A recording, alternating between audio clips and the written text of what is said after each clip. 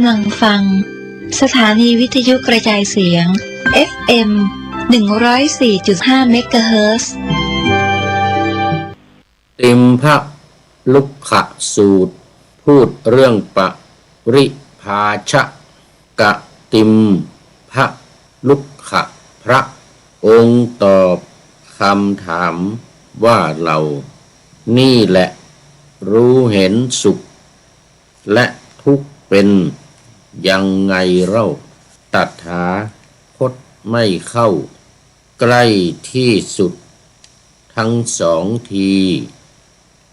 เราแสดงธรรมอย่างเป็นสายกลางว่าเพราะมีอวิชชาเป็นที่ก่อสังขารและวิญญาณขอถวายความนอบน้อมแด่พระรัตนตรัยมีพระพุทธเจ้าเป็นต้นขอถวายความเคารพพระมหาเถระพระเถรานุเถระเจ้าคณะพระสังฆาธิการทั่วโลกมีพระเดชพระคุณพระธรรมเสนาบดีรองเจ้าคณะภาค7วัดพระธาตุไวสุเทพเป็นต้นและขออำนวยพร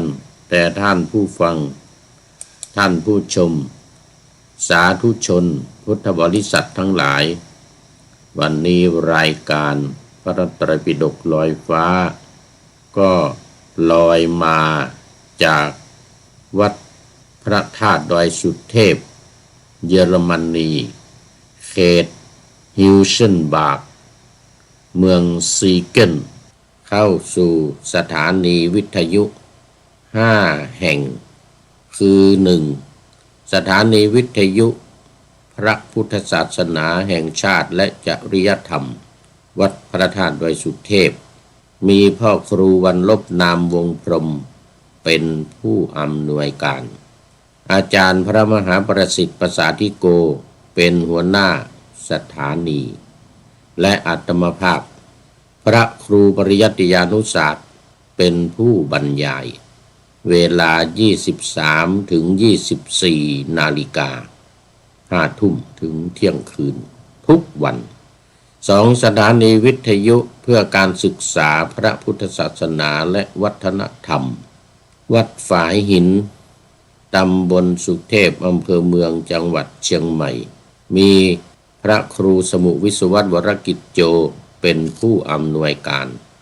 ออกอากาศเวลา 8 ถึง 9 นาฬิกาวันจันทร์ถึงวันศุกร์ 3. สถานีวิทยุคลื่นสีขาวเพื่อชาวประชาวัดปากทางเจริญอำเภอดอยหล่อจังหวัดเชียงใหม่มีท่านพระครูอภิวัฒนวิกรมหลวงพ่อรองเจ้าคณะอำเภอดอยหล่อเป็นผู้อำนวยการออกอากาศเวลา 8 ถึง 9 นาฬิกาทุกวัน4. สถานีวิทยุชุมชนคณะสงฆ์อำเภอฝางจังหวัดเชียงใหม่มีพระเดชพระคุณพระครูสุจิตรานุรักษ์หลวงพ่อเจ้าคณะอำเภอฝางวัดพระพุทธบาทอุดมหรือน้ำบ่อสาวาเป็นผู้อำนวยการออกอากาศเวลา 8 ถึง 9 นาฬิกาทุกวันเหมือนกันและสถานีวิทยุมจร.วิทยาลัยสงฆ์นครลำปางมีอาจารย์จีรศักดิ์ปันลำเป็นผู้อำนวยการก็ขอขอบคุณและอนุโมทนากับท่านผู้อำนวยการสถานีวิทยุทั้ง5แห่งไว้ที่นี้ไว้ณที่นี้เป็นอย่างยิ่งเพราะว่าจะได้เป็นการช่วยกันเผยแผ่พระพุทธศาสนาที่แท้จริงตามพระไตรปิฎกตอนนี้อาตมาก็กำลังพักพาอาศัยอยู่ที่วัดพระธาตุดอยสุเทพเยอรมนีมาเป็นเวลา2 เดือนกว่าแล้วก็จะพักต่อไปอีกยังไม่รู้ว่าเท่าไหร่เพราะว่าตอนนี้กำลังรอพระเดชพระคุณหลวงพ่อ ส่งพระธรรมทูตที่จะมาเป็นพระเจ้าอาวาสอยู่ประจำเป็นพระธรรมทูตอยู่ประจำที่เยอรมนีแห่งนี้และตอนนี้ก็ได้ทราบข่าวว่ามีพระธรรมทูตที่จะมาแล้วแต่ว่ายังยังหาเรื่องการนิมนต์ก่อนยังไม่มีเจ้าภาพนิมนต์เพราะว่าที่วัดนี้ก็สมาคมก็ยุบไปแล้วท่านเจ้าอาวาสองค์เก่าก็กลับไปทั้งบัญชีธนาคารอะไรต่างๆก็ยุบไปหมดยุบไปหมดต้องตั้งใหม่ตอนนี้ก็ท่านพระครูเอ็มกำลังดำเนินการตั้งสมาคมใหม่แล้วก็สมาคมก็จะเป็นผู้นิมนต์พระที่จะมาเป็นพระธรรมทูตอยู่ประจำสืบต่อไปเอาละตอนนี้ก็เข้ามาสู่เนื้อหาของธรรมะในพระไตรปิฎกวันนี้เป็นสูตรใหม่เป็นติมภรุกขสูตรเป็นสูตรที่8ในอาหารวรรควรรคน้อยนะอาหารวรรคนี้ก็อยู่ในนิทานสังยุตแล้วก็วรรคใหญ่คือนิทานวรรคหมวดที่ว่าด้วยนิทานคือเรื่องราวต่างๆที่เกิดขึ้นในอดีตนำมาเล่าเรียกว่านิทานในสังยุตตนิกายพระสุตตันตปิฎกเล่มที่16ตอนนี้ก็มาถึงข้อที่18หน้าที่30พอดีหน้าที่30ข้อที่18หน้าที่30ไตรปิฎกฉบับมหาจุฬาเล่มสีฟ้าท่านผู้ชมท่านผู้ฟังที่จะไปค้นคว้าหาก็ไปดูเล่มสีฟ้าของมหาจุฬาแม้ใน Google ก็ให้พิมพ์เข้าไปว่าพระไตรปิฎกฉบับมหาจุฬาฉบับมหาจุฬาก็จะออกมาละก็จะเจอตั้งแต่เล่มที่1ต้องบอกด้วยว่าเล่มที่16เล่มที่16จะเป็นขึ้นต้นมาก็จะเป็นพุทธวรรคก่อนตอนนี้เป็นวรรคเล็กนะวรรคน้อยตอนนี้อยู่ในอาหารวรรคซึ่งเป็นวรรคที่2หมวดที่2สูตรที่8ติมภรุกขสูตรดังที่ปานาธรรมาสไว้ย่อๆว่าติมภรุกขสูตรพูดเรื่องปริภาชกะติมภรุกขพระองค์ตอบคำถามว่าเรานี่แหละรู้เห็นสุขและทุกข์เป็นยังไงเล่าตถาคตไม่เข้าใกล้ที่สุดทั้งสองทีเราแสดงธรรมอย่างเป็นสายกลางว่าเพราะมีอวิชชาเป็นที่ก็สังขารและวิญญาณเรื่องนี้ก็ติมภรุกขปริภาชกเป็นนักบวชของนอกศาสนาพุทธของเราอันนี้เป็นติมภรุกขเนี่ยเป็นนักบวชอยู่ในศาสนาเชนเป็นชุดเดียวกันกับอเจละกัสสปะอเจละกัสสปะที่กราบทูลถามปัญหากับพระพุทธเจ้าขณะบิณฑบาตแต่ติมภรุกขนี้เข้าไปหาพระพุทธเจ้าที่ถึงที่ประทับเลยแล้วก็ถามปัญหาในลักษณะเดียวกันกับอเจละกัสสปะอเจละกัสสปะถามถึงเรื่องทุกข์แต่ติมภรุกขนี้ถามถึงเรื่องสุข2อย่างเลยสุขกับทุกข์ในอเจละกัสสปะสูตรนั้นพระพุทธองค์ตรัสเรื่องของความทุกข์อย่างไรในเรื่องของความสุขก็เหมือนเดียวกันคือติมภรุกขนี่กราบทูลถามพระพุทธองค์ว่าความสุขเนี่ยความสุขและความทุกข์ด้วยความสุขและความทุกข์นี้เราทำมันเอง หรือว่าคนอื่นทำหรือว่าทั้งเรา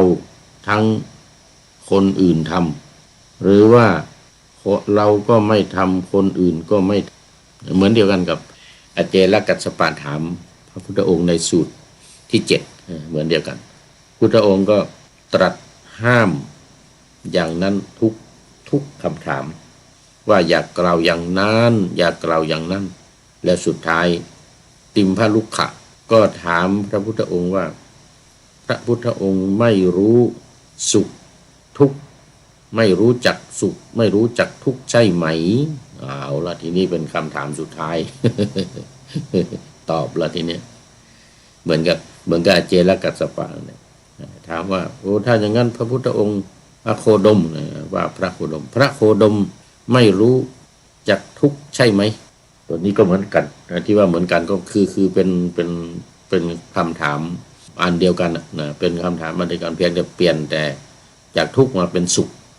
เปลี่ยนจากทุกข์มาเป็นสุขเท่านั้นเองพระพุทธองค์ก็ตรัสว่าความสุขความทุกข์มีอยู่ไม่ใช่ไม่มีและเรานี่แหละเป็นผู้ที่รู้ความสุขและความทุกข์โดยแท้ว่างั้นเรานี่แหละเป็นผู้รู้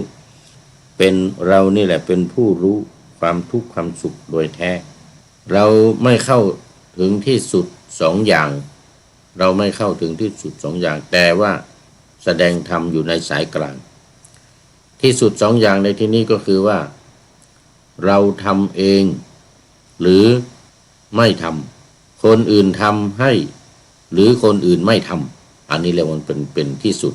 ที่สุดคือข้างเราเนี่ยก็เป็นผู้ทำเองหรือไม่ทำอีกข้างหนึ่งก็คือคนอื่นทำให้หรือไม่หรือไม่ทำเนี่ยสองข้างนี้เราไม่เข้าถึงที่สุดสองข้างนั้นแต่เรากล่าวว่าสุขและทุกข์เนี่ยมีเพราะอวิชชาเป็นปัจจัย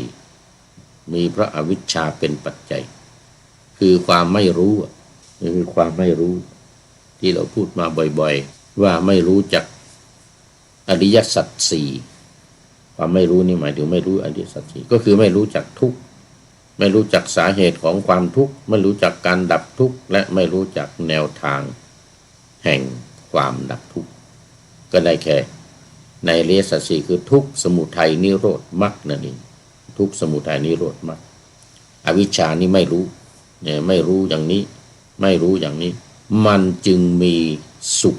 และมีทุกข์มันจึงมีสุขและทุกข์นี่เป็นทางสายกลางอันนี้เป็นทางสายกลางคือทั้งสุขทั้งทุกข์เนี่ยมันเกิดเพราะอวิชชาคือความไม่รู้เพราะอวิชชาเนี่ยเป็นปัจจัยจึงมีสังขารนั่นในว่าไปตามปฏิจจสมุปบาทว่าไปตามปฏิจจสมุปบาทเลยตั้งแต่อวิชชาสังขารวิญญาณนามรูป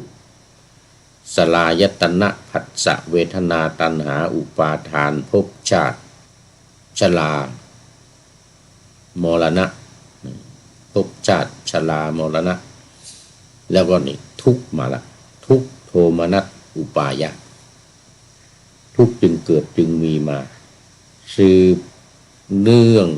จากอวิชชาเป็นขั้นแรกว่าตามลำดับเหมือนกับทุกข์นั่นแหละเหมือนกับทุกข์ที่อเจลกัสสปะทูลถามสุขนี้ติมพะลุกขะทูลถาม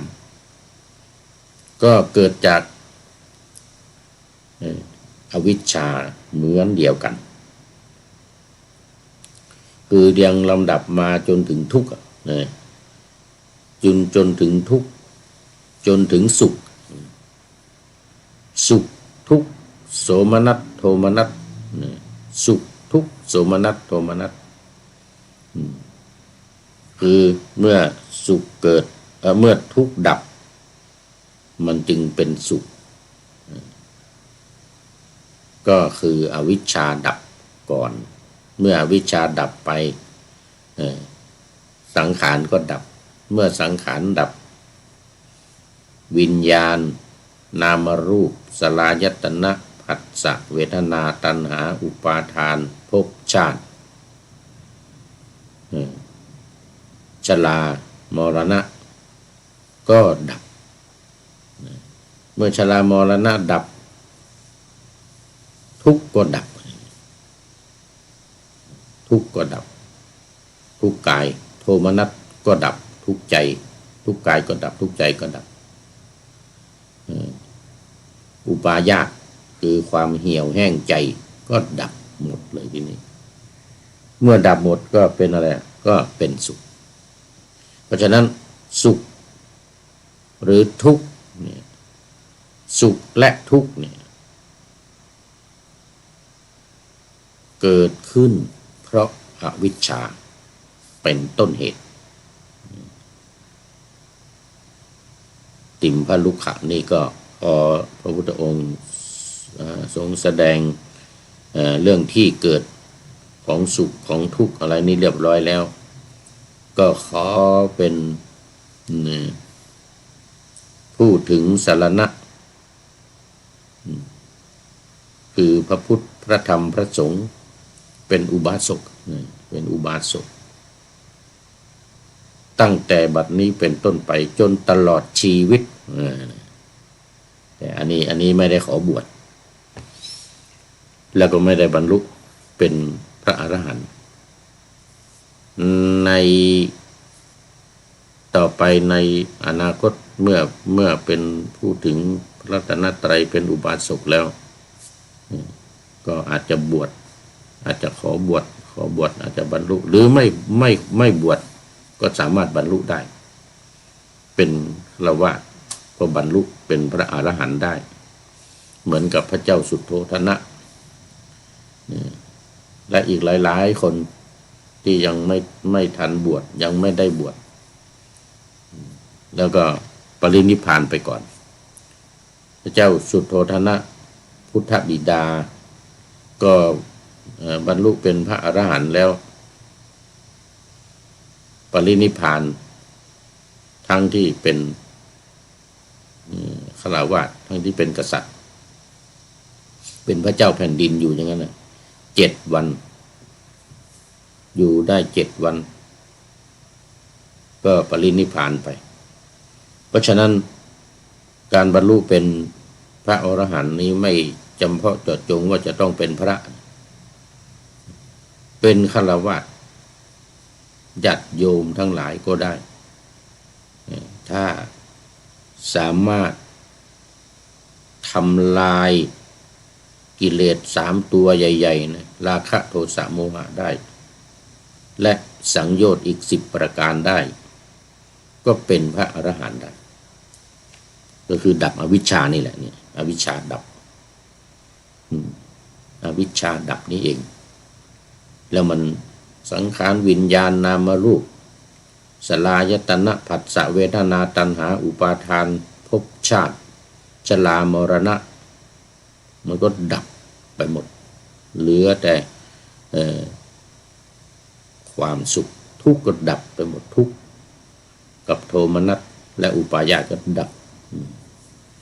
นี่ก็เป็นคำตอบในติมพลุขสูตรติมพลุขสูตรนี่ก็จบสูตรที่1วันนี้จะได้ถ้าจะต้องได้สัก2 สูตร เมื่อวานนี้ก็ได้2 สูตร2 สูตรมีแต่สูตรแรกสูตรเดียวที่มันยาวต้องว่า2 วัน2 ครั้งได้สูตรเดียววันนี้ก็ต่อไปสูตรที่9ในอาหารละวรรคในอาหารละวรรควรรคย่อยนะอาหารละวรรคภาละปัณฑิตสูตรสูตรที่ว่าด้วยคนพาลและบัณฑิตสูตรนี้ก็เหมือนเดิมคือพระพุทธองค์ประทับอยู่ที่เชตวันประทับอยู่ที่เชตวันกรุงราช กรุงสาวัตถีกรุงสาวัตถีภิกษุทั้งหลายกายของคนพาลนี่ผู้ถูกอวิชชาขวางกั้นประกอบด้วยตัณหาเกิดขึ้นแล้วอย่างนี้กายและนามรูปกายนอกนี้ภายนอกนี้ขอไปมีอยู่ทั้งสองส่วนอย่างนี้คือรูปกายนามรูปกายภายนอกนามรูปกายภายนอกในที่นี้หมายถึงกายของชนเหล่าอื่นกายของชนเหล่าอื่นที่ไม่ใช่ของเราเนี่ยไม่ใช่ตัวเราเนี่ยนะกายของชนเหล่าอื่นมีอยู่ทั้งสองส่วนเพราะอาศัยส่วนทั้งสองนั้นผัสสะจึงมีคนพาลถูกผัสสะยตนะหกหรืออายตนะอย่างใดอย่างหนึ่งกระทบเข้าจึงเสวยสุขและทุกข์ไอ้ที่ว่าสองอย่างไอ้ที่ว่าสองอย่างนั้นก็คือนามกับรูปนั่นเองรูปกับนามคือร่างกายเราเนี่ยมันมีแบ่งออกเป็นสองอย่างคือเป็นรูปแล้วก็เป็นนามรูปก็คือเนี่ยตัวของเราเนี่ยแข้งแขนขามือลำตัวนี่ส่วนนามนั่นก็อยู่ภายในคือเวทนาความรู้สึกสัญญาความจำสังขารการปรุงจิตและวิญญาณว่าตัวรู้แจ้งผ่านทางตาหูจมูกลิ้นกายและใจนี่คือส่วนของเป็นนามไม่จับต้องไม่ได้มองไม่เห็นจับต้องไม่ได้เพราะมันเป็นความรู้สึกมันเป็นความจำมันเป็นความปรุงจิตว่าเป็นบุญหรือไม่ใช่บุญเนี่ยมันปรุงแต่จิตเนี่ยเครื่องปรุงจิต เหมือนกับเอามาต้มมาแกงเนี่ยนะแล้วก็วิญญาณตัวที่รู้ทั้งหมดในตัวของเรานี้สิ่งข้างนอกที่เข้ามากระทบแล้วผ่านทางตาก็รู้ว่านี่มันเป็นรูปอะไรผ่านทางหูรู้ว่าเป็นเสียงอะไรผ่านทางจมูกรู้ว่ามันเป็นกลิ่นอย่างไรผ่านทางลิ้นรู้ว่ามันเป็นรสอย่างไรผ่านทางกายก็รู้ว่ามันเย็นหรือมันร้อนผ่านทางใจก็คือ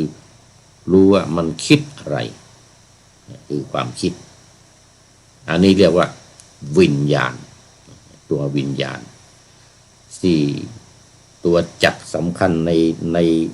ในคนเราทุกคนเนี่ยก็มี5อย่างนี้แหละ5อย่างที่มาย่อลงมาก็เป็น2คือเป็นรูปกับเป็นนามเป็นรูปกับเป็นนามคราวนี้ก็อาศัยรูปกับนามนั้นผัสสะจึงมีก็ในลำดับของปฏิจจสมุปบาทที่ว่า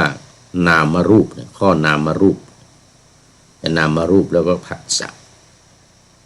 เพราะเหตุใดมันจึงมีก็เพราะว่านามรูปมันเกิดเป็น2อย่าง2อย่างขึ้นมา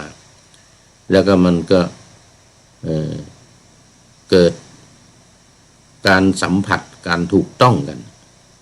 ระหว่างอายตนะภายในคือตาหูจมูกลิ้นกายนี่กับอายตนะภายนอกคือสิ่งที่เข้ามากระทบคือรูปเสียงกลิ่นรสสิ่งของและความคิด6อย่างเข้ามากระทบเรียกว่าผัสสะเพราะฉะนั้นลำดับที่ต่อจากสลายตนะคืออายตนะทั้ง6เนี่ยจึงกล่าวว่ามันสืบเนื่องมาเนี่ยนะมันสืบเนื่องมาจากนามรูปเมื่อมีนามรูป มีนามกับรูปไอ้รูปนี่แหละมันทำให้มีตามีหูมีจมูกมีลิ้นมีกายและใจมีตามีหูจมูกลิ้นกายใจก็เกิดผัสสะขึ้นมาคือการถูกต้องกับสิ่งภายนอกขึ้นมาเมื่อเกิดผัสสะแล้วเป็นไงเวทนาก็เกิด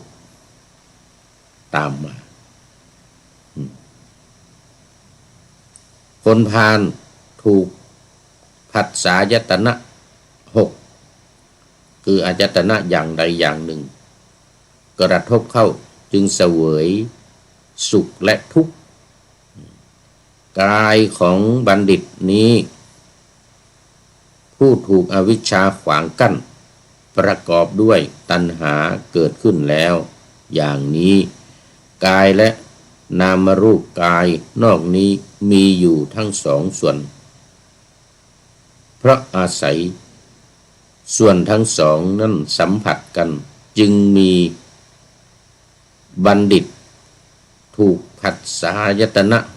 6หรืออายตนะภายในและภายนอกอย่างใดอย่างหนึ่งกระทบเข้าจึงเสวยสุขและทุกข์ในชนสองจำพวกนั้นมีอะไรเป็นความแปลกกันเป็นความแตกต่างกันระหว่างคนพาลกับบัณฑิตมีอะไรที่มันแตกต่างกันหรือเป็นเหตุทำให้ต่างกันระหว่างบัณฑิตกับคนพาลข้าแต่พระองค์ผู้เจริญธรรมของพวกข้าพระองค์มีพระผู้มีพระภาคเป็นหลัก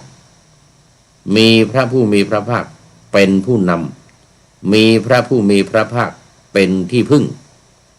ของขอประทานวโรกาสเฉพาะพระผู้มีพระภาคเท่านั้นที่จะทรงอธิบายเนื้อความแห่งพระภาษิตนั้นให้แจ่มแจ้งได้ภิกษุทั้งหลายได้ฟังจากพระผู้มีพระภาคแล้วจักทรงจำไว้ภิกษุทั้งหลายกราบทูลถามพระพุทธองค์พุทธองค์ตรัสว่าถ้าเช่นนั้นเธอทั้งหลายจงฟังจงใส่ใจให้ดีเราจักกล่าว ภิกษุเหล่านั้นทูลรับสนองพระดำรัสของพระผู้มีพระภาคแล้ว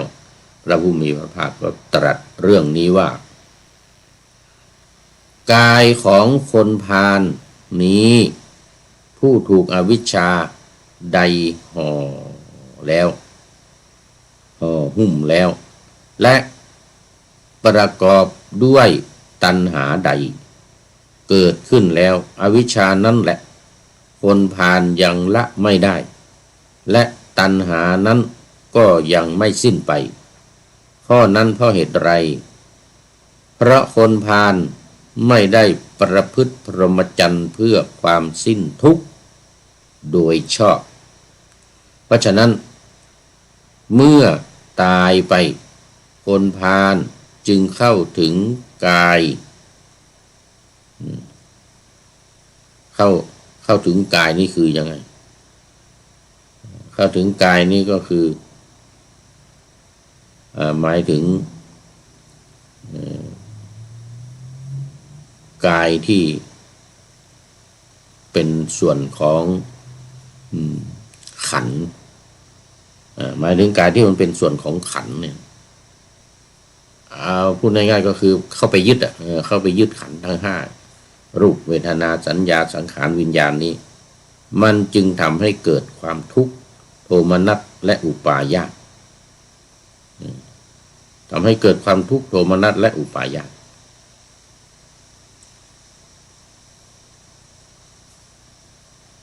เมื่อตายไปคนพาลก็เข้าถึงกายอย่างนี้คือความทุกข์โทมนัสอุปาญาตเมื่อยังมี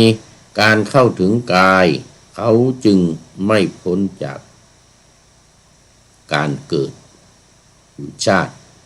ชราคือความแก่มรณะคือความตาย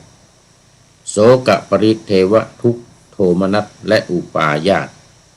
ก็ตามมา เราจึงกล่าวว่าเขาไม่พ้นจากทุกข์ไม่พ้นจากทุกข์ทีนี้มาดูกายของบัณฑิตบ้างกายของบัณฑิต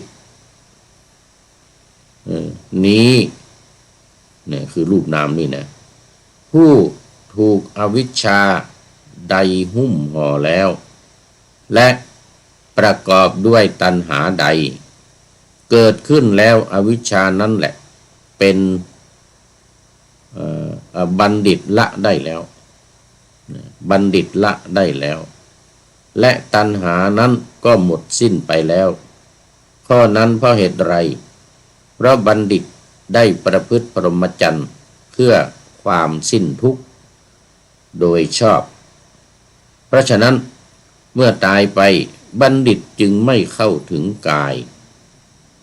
คือไม่เข้าถึงทุกข์เป็นต้นนะเมื่อไม่เข้าถึงกายเขาจึงพ้นจากชาติชรามรณะโศกะปริเทวะทุกขโทมนัสและอุปาญาตเราจึงกล่าวว่าเขาพ้นจากทุกข์นี่เขาจะพ้นจากทุกข์นี่คือความแตกต่างกันระหว่างคนพาลกับบัณฑิตภิกษุทั้งหลายนี่เป็นความแปลกกันนี่เป็นความแตกต่างกันนี้เป็นเหตุทำให้ต่างกันระหว่างบัณฑิตกับคนพาลกล่าวคือการอยู่ประพฤติพรหมจรรย์การอยู่ประพฤติพรหมจรรย์คือคนพาลเนี่ยไม่ได้อยู่เพื่อประพฤติพรหมจรรย์ประพฤติพรหมจรรย์คือยังไงก็คือปฏิบัติธรรมนี่แหละบวชเข้ามาแม้คนพาลแม้บวชเข้ามาแล้วก็ไม่ประพฤติไม่ปฏิบัติธรรมไม่ทำสมาธิภาวนาไม่ทำอะไรสักอย่างก็เมื่อทุกข์เกิดขึ้นเขาก็เข้าไปยึดไปติดในขันธ์ทั้งห้านั้นแต่คนพาลจะไม่เข้าไปยึดไปติดเกิดเหมือนกันเกิดทุกข์เหมือนกันเกิดกับขันธ์ทั้งห้านี้เหมือนกันแต่ไม่เข้าไปยึดไปติดในขันธ์ทั้งห้านี้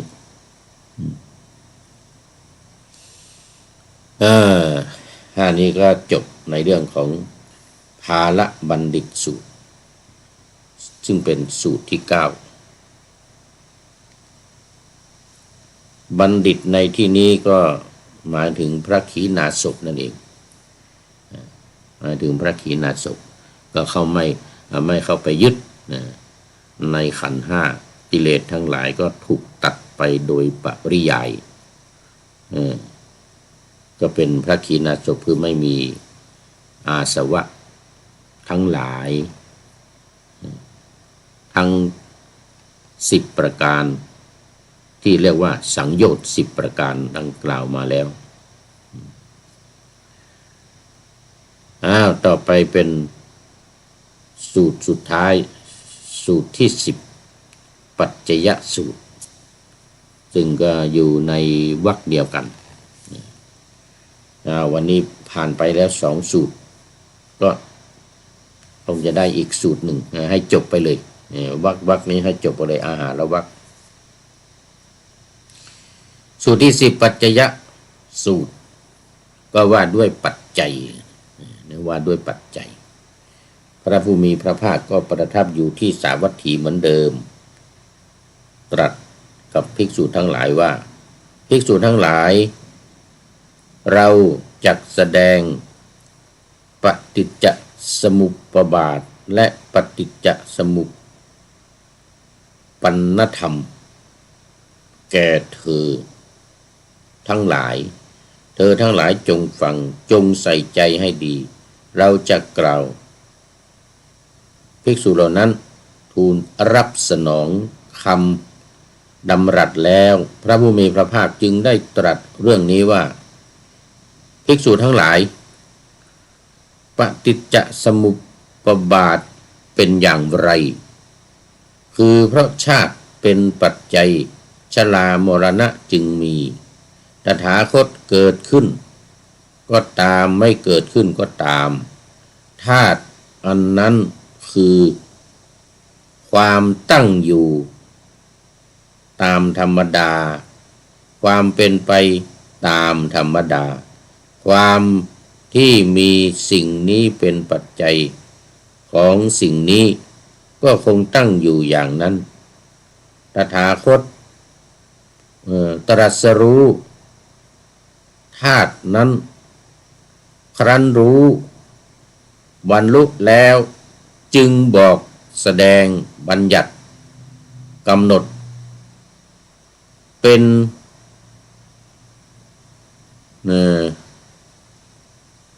เผยเปิดเผยขออภัยเปิดเผย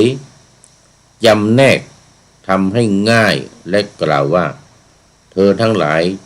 จงดูเถิดจงดูเถิดอันนี้เริ่มแต่ชาติไปนะเพราะชาติเป็นปัจจัยชราและมรณะจึงมีชราและมรณะจึงมีเพราะชรามรณะมีภพจึงมีเพราะภพเป็นปัจจัยอุปาทานจึงมีเพราะอุปาทานเป็นปัจจัยภพจึงมีเพราะตัณหาเป็นปัจจัยอุปาทานจึงมีเพราะเวทนาเป็นปัจจัยตัณหาจึงมีเพราะผัสสะเป็นปัจจัยเวทนาจึงมีเพราะสลายตนะเป็นปัจจัยผัสสะจึงมีสลายตนะก็คืออายตนะหกนะตาหูจมูกลิ้นกายใจผัสสะจึงผัสสะจึงมีเพราะนามรูปเป็นปัจจัยสลายตนะจึงมีคือมันจะวกกลับมา ต้นเหตุของมันนะเพราะวิญญาณเป็นปัจจัยนามรูปจึงมีเพราะสังขารเป็นปัจจัยวิญญาณจึงมีเพราะอวิชชาเป็นปัจจัยสังขารจึงมีตถาคตเกิดขึ้นก็ตามไม่เกิดขึ้นก็ตามธาตุอันนั้น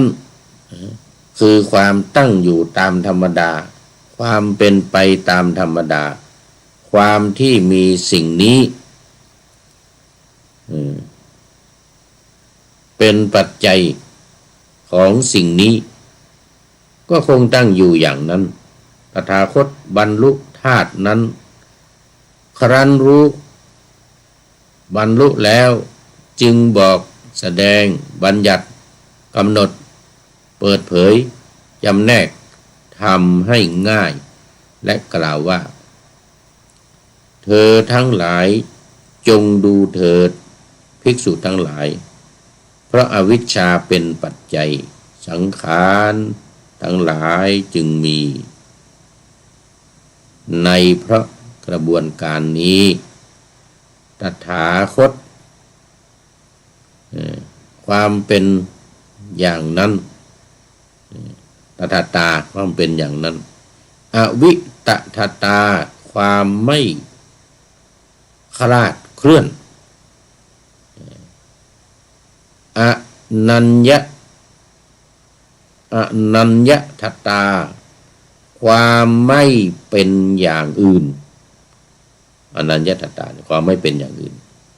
อิทัปปัจจยตาความที่สิ่งนี้มีเป็นปัจจัยของสิ่งนี้จึงมี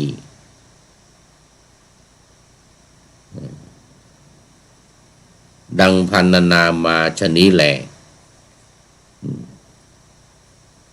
ดังพรรณนามาชะนี้แลอันนี้เรียกว่าปฏิจจสมุปบาท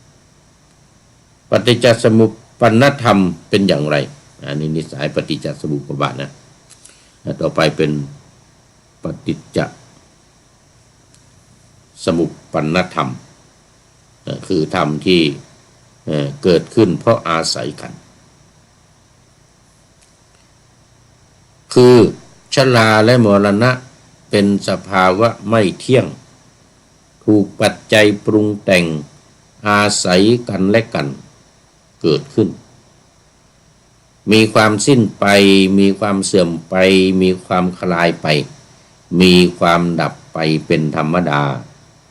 ชาติเป็นสภาวะไม่เที่ยงถูกปัจจัยปรุงแต่งอาศัยกันและกันเกิดขึ้นมีความสิ้นไปความเสื่อมไปความคลายไปมีความดับไปเป็นธรรมดาต่อไปก็ภพก็เหมือนเดียวกันอุปาทานก็เหมือนเดียวกันนามรูปถอยมาตัณหาเวทนาผัสสะสลายตนะนามรูปวิญญาณสังขารและอวิชชาคือถอยมาถอยตั้งแต่ชราและมรณะมาเป็นสภาวะไม่เที่ยงถูกปัจจัยปรุงแต่งอาศัยกันและกันเกิดขึ้นมีความสิ้นไปเป็นความมีความเสื่อมไปมีความคลายไปมีความดับไปเป็นธรรมดานี่เรียกว่าปฏิจจสมุปปนธรรมคือธรรมที่มันอาศัยซึ่งกันและกันเกิดขึ้นอาศัยซึ่งกันและกันและดับไป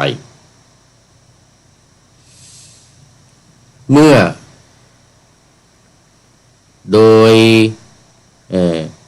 ใด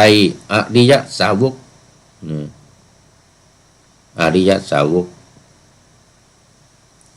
เห็นปฏิจจสมุปบาทและปฏิจจสมุปปนธรรมเหล่านี้ด้วยดีด้วยปัญญาอันชอบตามความเป็นจริงเมื่อนั้น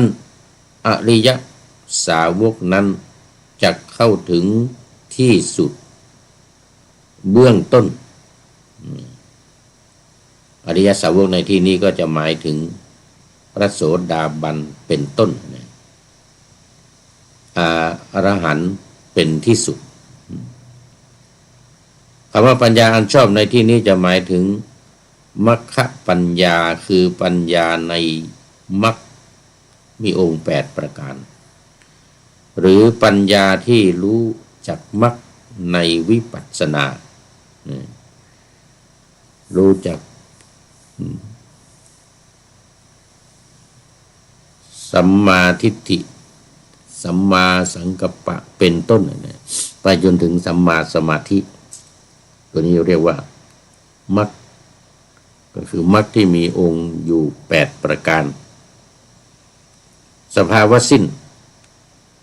ก็สิ้นจากสิ่งเหล่านี้ด้วยปัญญาเพราะมันมีปัญญาเห็นชอบตามความเป็นจริงเมื่อนั้นอริยสาวกนั้นก็จะเข้าถึงที่สุดแห่งทุกข์ทั้งหลายนี้ว่าในอดีตเราได้มีแล้วหรือในอดีตเราไม่ได้มีหรือหนอในอดีตเราได้เป็นอะไรหนอในอดีตเราได้เป็นอย่างไรหนอในอดีตเราเป็นอะไรจึงได้เกิดเป็นอะไรอีกหรือว่าจะเข้าถึงที่สุดเบื้องปลายว่าในอนาคตเราจะมีหรือในอนาคตเราจะไม่มีหรือในอนาคตเราจะเป็นอย่างไรหนอในอนาคตเราจะเป็นอะไรหนอจึงจะเกิดเป็นอะไรอีกหรือจะมีความสงสัยในปัจจุบันอันเป็นไปในภายในณบัดนี้ว่าเรามีหรือหนอเราไม่มีหรือหนอเราเป็นอะไรหนอเราเป็นอย่างไรหนอสัตว์นี้มาจากไหนหนอเราจะเป็นผู้ไปที่ไหนหนอข้อนี้เป็นไปไม่ได้ข้อนั้นเพราะเหตุไรเพราะอริยสาวกเห็นปฏิจจสมุปบาทและ ปฏิจจสมุปปนธรรมเหล่านี้ด้วยดีด้วยปัญญาอันชอบตามความเป็นจริงเพราะฉะนั้นการเห็นสภาพต่างๆที่เกิดขึ้นและดับไปของสังขารซึ่งถือว่ามีอวิชชาเป็นต้นเหตุมีอวิชชาเป็นปัจจัยเรื่องนี้มีอยู่สองนัยยะหรือสองทางคือทางที่หนึ่งก่อนที่จะเกิดมาเป็นคนทางที่สองเกิดเป็นคนแล้วอย่างที่ว่ามาเนี่ยอย่างที่ว่ามานี่ก็คือหมายถึงว่าเกิดเป็นคนแล้วเกิดเป็นคนแล้วยังไงเพราะอวิชชาทำให้เกิดมาแล้วนู่นที่เมื่อกี้นี้เริ่มต้นมาจากชาตินะมาจากชาติเพราะอะไรชาติเนี่ยมันมีเพราะภพมันถอยมาเนี่ยที่ว่าถอยมาเมื่อกี้นี้เพราะว่าชาติเนี่ยมันเกิดมีมาเพราะอะไรมันเพราะว่ามันมีภพที่อยู่ที่อาศัยแล้วภพนี้มันมีมาได้อย่างไรมันก็มาจากอุปาทานคือการเข้าไปยึดไปถือถ้าไม่ถ้าเมื่อเวทนาเกิดขึ้นหรือตัณหาเกิดขึ้นแล้วไม่มีอุปาทานเข้าไปยึดนี่นะตัณหามันก็เกิดไม่ได้ปัญหามันก็หยุดอยู่แค่นั้นไม่มีความอยากมีความต้องการหรือมีความรู้สึกสุขทุกข์อะไรต่างๆเกิดขึ้นเนี่ยแต่มันเป็นเพราะอุปาทานที่กันเข้าไปยึดไปถือไปติดนะไปยึดไปถือไปติดอยู่ในสิ่งนั้นมันก็จึงทำให้เกิดขึ้นมาก็จึงทำให้เกิดขึ้นมาเมื่อเกิดขึ้นมาแล้วก็มีความทุกข์เกิดขึ้นตามมาก็สาวหาต้นมันถอยมาเรื่อยๆอย่างนี้นะในกระบวนการเกิดการดับกระบวนการของปฏิจจสมุปบาทนี้ก็เกิดขึ้นอย่างนี้จึงถือว่าการเกิดเนี่ยก็มาจากกิเลสอันตัวนี้คือหลังจากที่เป็นคนมาแล้วมีรูปมีนามมีสังขารแล้วมีวิญญาณแล้วมีวิญญาณแล้วมีรูปมีนามแล้วก็มาติดอยู่ตรงที่ว่าพอมันเกิดถูกต้องสัมผัสกันแล้วเกิดเวทนาขึ้นมาแล้วเนี่ยคือความสุขความทุกข์เกิดขึ้นมาแล้วเนี่ยมันจะมีความต้องการมันจะมีความต้องการเกิดขึ้นถ้ามีความต้องการเกิดขึ้นแล้วก็มีการเข้าไปยึดไปถือไปติดอยู่เพราะฉะนั้นอุปาทานจึงเป็นตัวที่สำคัญ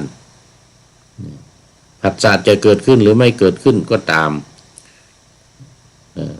เกิดขึ้นแล้วแต่ถ้าไม่ไปยึดไปถือในสิ่งที่เกิดขึ้นนั้นมันก็ไม่เป็นทุกข์ก็ไม่เกิดเพราะว่าไม่ได้เข้าไปยึดมันปล่อย ปล่อยมันไปปล่อยมันว่างไปไม่ไปยึดไปถือมันอันนี้เป็นประเภทที่ว่าสายที่หนึ่งที่ว่าเกิดขึ้นมาแล้วทำให้ยังเป็นทุกข์อยู่ส่วน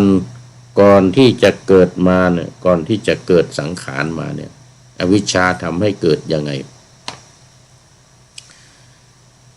ก็เคยพูดมาแล้วหลายครั้งเหมือนกัน วันนี้วาดต่ออีก วาดซ้ำอีกก็คือว่าก่อนที่จะเกิดมาเนี่ยเกิดเป็นตัวเป็นตนเป็นคนมาเนี่ยเพราะฝ่าย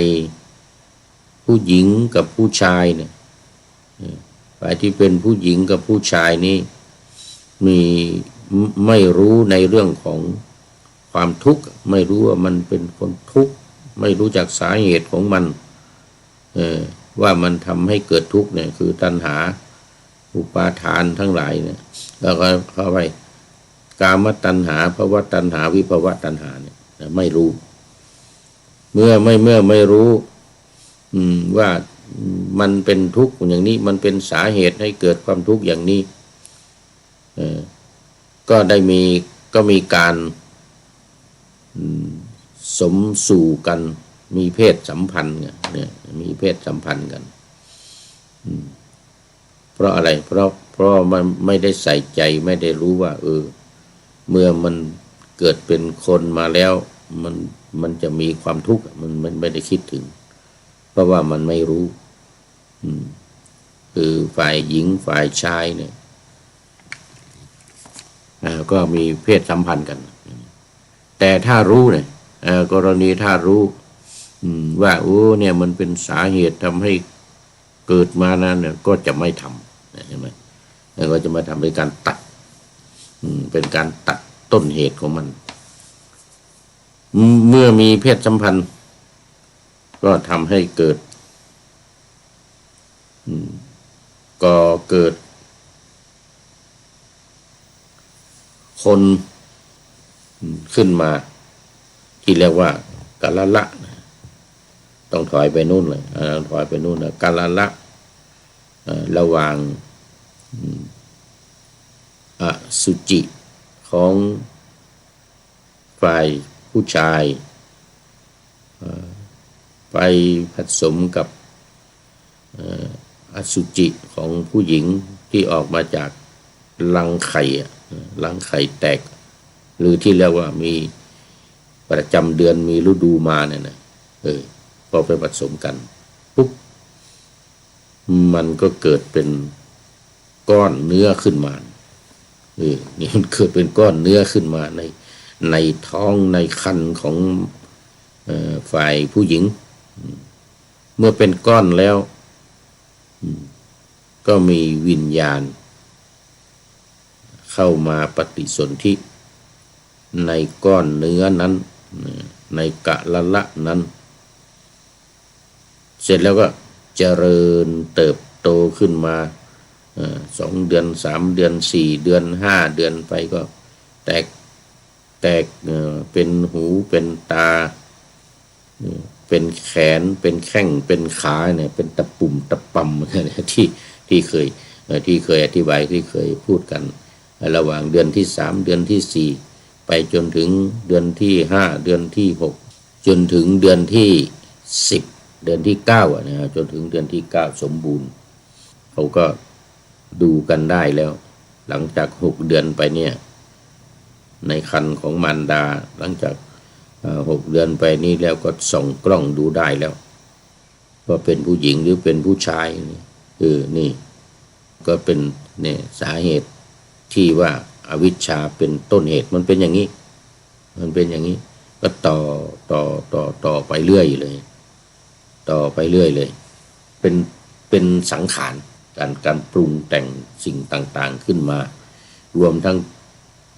วิญญาณเข้ามาด้วยจากวิญญาณเข้ามาเสร็จแล้วก็พอเป็นตัวเป็นตนแล้วก็เป็นนามรูปอย่างว่าเนี่ยคลอดออกมาเป็นนามรูปคือเป็นรูปกับเป็นนามจากรูปกับนามแล้วเนี่ยก็เป็นสลายตนะอาจตนะ6 อย่างเป็นตาเป็นหูเป็นจมูกเป็นลิ้นเป็นกายแล้วก็เป็นใจเห็นไหมเนี่ยมันเป็นลำดับมาอย่างนี้เป็นใจเสร็จแล้วก็จะมีผัสสะเกิดขึ้นละระหว่างตากับรูปหูกับเสียงเป็นต้น เมื่อมีผัสสะกันขึ้นแล้วก็เกิดเวทนาเกิดความรู้สึกแล้วว่าดีหรือไม่ดีสุขหรือเป็นทุกข์นี่พอเวทนาเกิดขึ้นแล้วมันก็เกิดตัณหาคือความอยากความต้องการเพิ่มเติมเข้ามาอีกเราเกิดตัณหาแล้วเนี่ยได้แล้วขึ้นมาแล้วก็มีอุปทานเข้าไปยึดถืออีกวนมาตรงนี้แหละการยึดการถือนี่จึงเกิดภพชาติแล้วก็ชรามรณะเกิดความทุกข์โศกะโทมนัสอุปาญาต นี่เป็นสาเหตุมาอย่างนี้ในสูตรนี้ปัจจยสูตรเนี่ยมันเป็นปัจจัยสืบทอดกันมาอย่างนี้ปัจจยสูตรนี้ที่10นี้ก็จบแล้วก็วรรคนี้ก็จบวรรคที่2คืออาหารแล้ววรรคนี้ก็จบพอดีเลยในสูตรนี้ในวรรคนี้ก็มีอาหารสูตรโมลิยะภักขุณสูตรสะมณะพรามณสูตรทุติยะสมณะพรามณสูตรกัจจายนะโคตธรรมกติกะสูตรอเจลกัสูตรติมพลุกสูตรภาลบัณฑิกสูตรและก็ปัจจยสูตรทั้งหมด10สูตรในนี้จบบริบูรณ์เอาละตอนนี้ก็หมดเวลาพอดี ต้องนำรายการธรรมะพระไตรปิฎกลอยฟ้าไปจากผู้ฟังทั้งหลายในโลกล่าวันต่อไปจะได้จรย้อนกลับมาสู่สถานีใหม่ให้ท่านฟังขอเจริญพร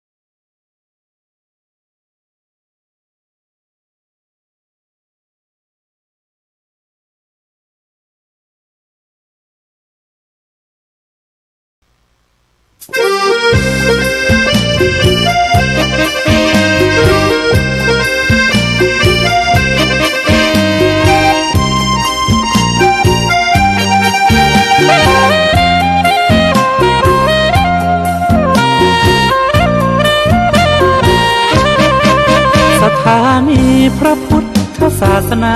ฝากเสียงลอยมาบอกบรรดาญาติโยมที่มีใจใช้ธรรมชโลมที่มีใจใช้เพลงชโลมบอกบรรดาญาติโยมให้ฟังคลื่นนี้ สถานีตั้งไม่ไกลไม่ไกลตั้งอยู่ทั่วเมืองไทยชวนคนไปทำดี เชิญฟังกันทั้งวันดีเจสร้างสรรค์พากันสุขีใครอยากฟังธรรมเชิญทางนี้ใครอยากฟังธรรมเชิญทางนี้หรืออยากฟังเพลงดีๆเปิดคืนนี้นะคุณ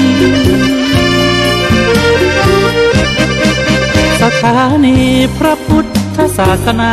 ฝากเพลงลอยมาย้ำชาวพุทธสร้างบุญธรรมะจะติดตามตัวคุณธรรมะจะชี้นำใจคุณที่สุทรงท่านหนุนไว้ให้คุณมาสร้างสถานี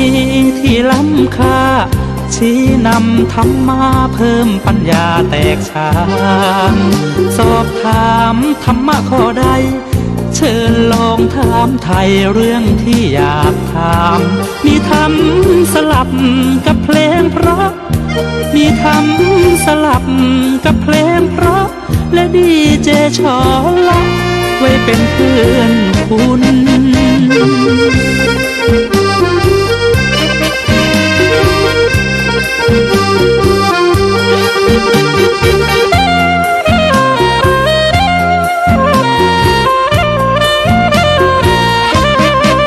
สถานีที่ล้ำค่าชี้นำธรรมะเพิ่มปัญญาแตกฉานสอบถามธรรมะข้อใดเชิญลองถามไทยเรื่องที่อยากถามมีธรรมสลับกับเพลงเพราะมีธรรมสลับกับเพลงเพราะและดีเจชอละไว้เป็นเพื่อนคุณ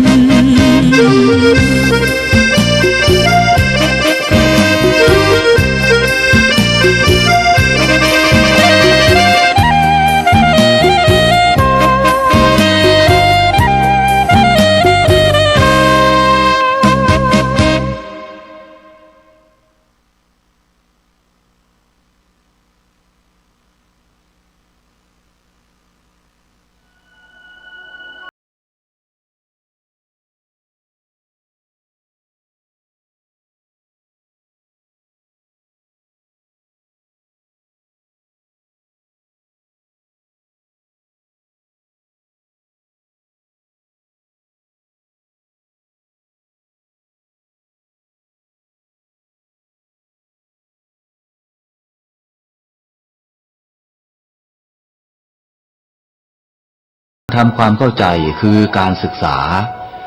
าเรียนรู้คนอื่นและให้คนอื่นศึกษาเรียนรู้เราด้วยพระสงฆ์อยู่ได้เพราะศรัทธาจากศาสนิกและศาสนิกอยู่ได้เพราะปัญญาจากพระสงฆ์หน้าที่หลักของพระสงฆ์คือการทำงานเผยแผ่ชี้ทางสวรรค์คือทำให้คนที่ยังไม่เข้าใจมีความเข้าใจถูกต้องแม้ในสิ่งเล็กน้อยก็ตาม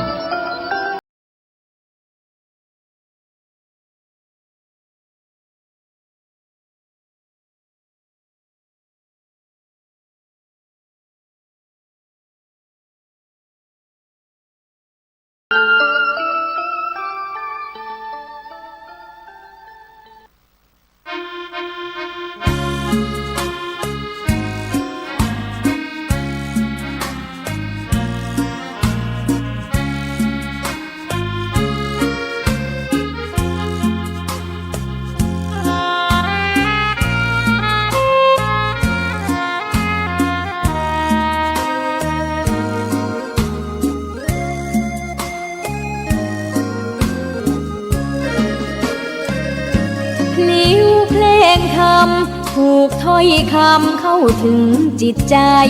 ฟังรายการวิทยุเสียงใสส่งถึงใจไปสู่ปลายนาสารธรรมน้อมนำมองพระศาสดาบอกผู้คนทั่วลาหันมาเข้าวัดฟังธรรมคลื่นเสียงนี้เป็นคลื่นธรรมะจากใจส่งถึงบ้านไกลบ้านไกลฟังได้สุขใจล้ำยามดึกดื่นค่ำคืนมีงานต้องทำเป็นคลื่นสารธรรมเน้นย้ำธรรมะเพื่อนใจเสียงคลื่นธรรมบอกหลักธรรมให้คลายความเหงาฟังเสียงธรรมะเบาๆบอกเล่าถึง คนบ้านไกลสื่อธรรมะบอกลดละระหว่างด้วยใจสื่อไปถึงสวงในเข้าใจหลักธรรมหลักดีพลิ้วเพลงธรรมผูกสัมพันธ์จิตใจร่าเริงฟังสาระธรรมะบันเทิงรื่นเริงในชีวิตยามวันว่างเดินทางไปเยี่ยมสถานีนัดพบกันน้องพี่วันนี้วันดีวันเสาร์สวดมนต์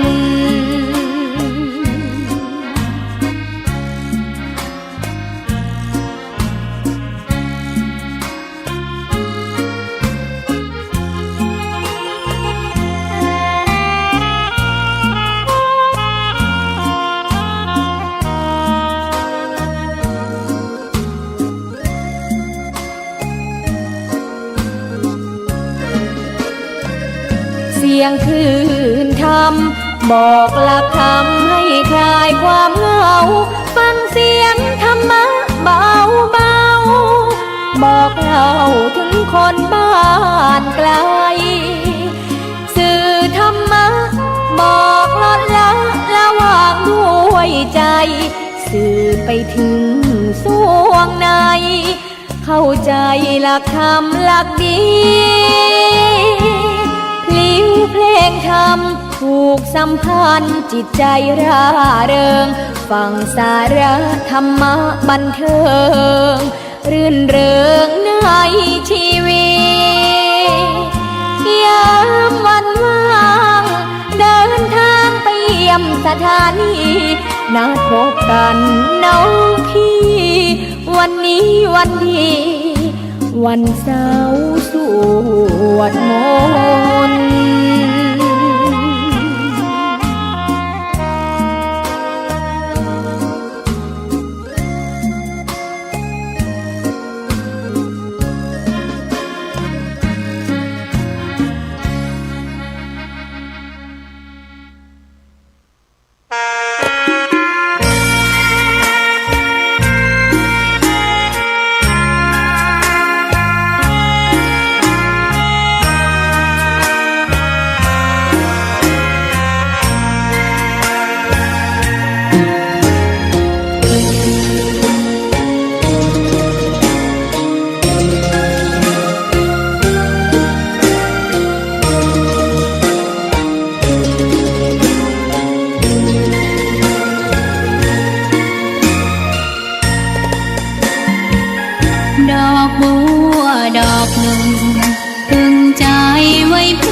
บูชา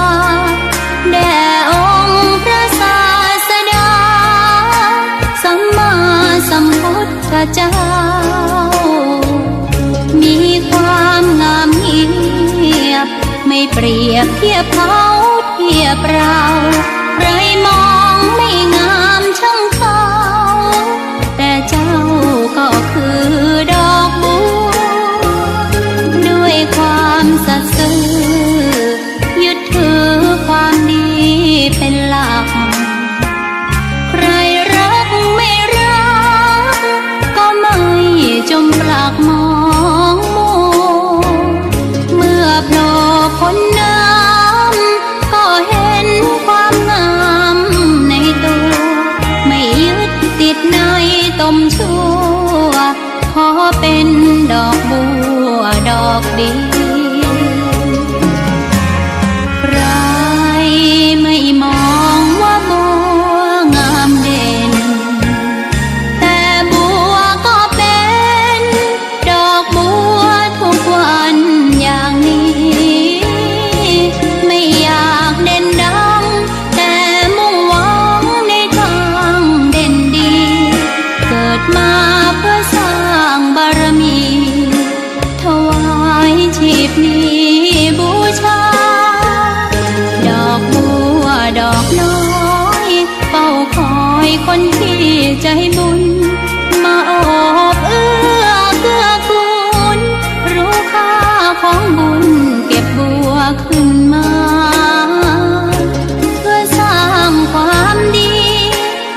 สา